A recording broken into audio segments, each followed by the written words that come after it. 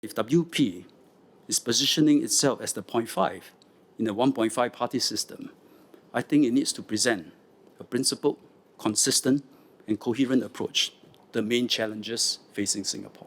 For alternatives to be meaningful, they must go beyond tweaking at the margins of government proposals or simply jumping on the bandwagon every time an issue goes viral.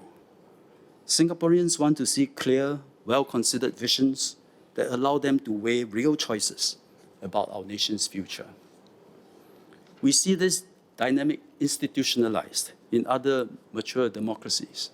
In UK, for example, Tories, they were in favor of Brexit. Labour was pro-EU. There was a referendum, Tories won.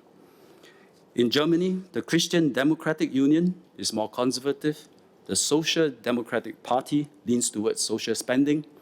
The Greens champion environmental sustainability.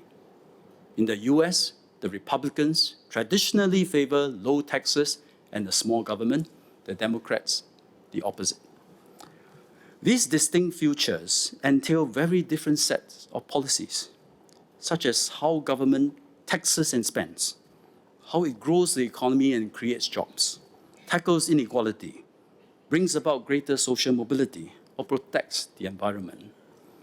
Different political parties ought to make clear these differences in their pitch to voters. The WP has perhaps done this from time to time.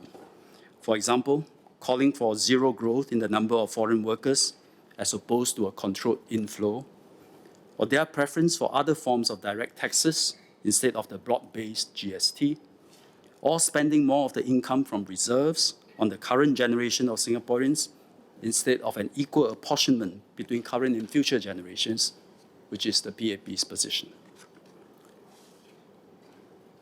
The leader of the opposition have mentioned in a podcast I heard that Singapore has described Singapore as a 1.5 party system with WP as the 0.5. I feel that if WP is positioning itself as the 0.5 in a 1.5 party system, I think it needs to present a principled, consistent, and coherent approach to the main challenges facing Singapore.